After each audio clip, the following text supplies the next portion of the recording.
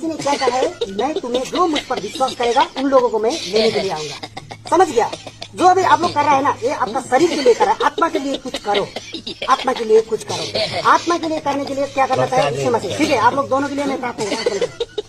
स्वर्गीय पिता परमेश्वर, म प्रार्थना गर्छु पवित्र आत्मा आजको दिन यो दुईजना व्यक्ति छ प्रभु परमेश्वर। आज यो दुईजना मानिसहरू प्रभु, उनीहरूलाई के पनि थाहा छैन, के पनि यिनीहरूले जानेको छैन। यिनीहरू एउटा ड्रेस लगाएर, यिनीहरू एउटा भेष एउटा धारण गरेर आज हिँडिराखेको छ। यिनीहरूले केही पनि कुरा जानेको छैन।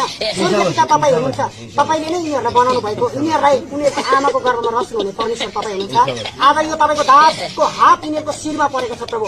आजबाट यिनीहरूको जीवनमा तपाईँले छुटकारा दिनुहोस्। यिनीहरू पनि प्रभु तपाईँको नाउँमा फिलिपिली 10:11 अनुसार घुँडा टेक्नुपर्छ र यिनीहरूको जिब्रोले प्रभु तपाईँको नाउँलाई स्वीकार गरेको छ। पवित्र आत्माको शक्तिमा म प्रार्थना गर्छु प्रभु परमेश्वर, तपाईँले दिनुभएको अधिकार हो।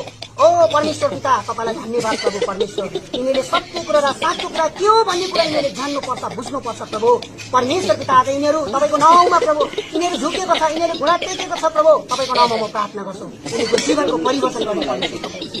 धन्यवाद स्वर्गीय पिता परमेश्वर, तपाईँले यिनीहरूको जीवनमा काम गर्नुहोस् प्रभु। आजबाट प्रभु यो उनीहरूको भेषमा होइन, तर आत्मिक वस्त्र यिनीहरूले पहिरन सकेको, आत्मिक जीवनमा यिनीहरू चल्न सकेको। आजसम्म यिनीहरू अन्धकारमा छ, तपाईँले भन्नुभयो जसले मलाई पछ्याउँछ र त्यसले ज्योति पाउने जीवनको खैरा भनेको छ। आज तपाईँलाई साँचो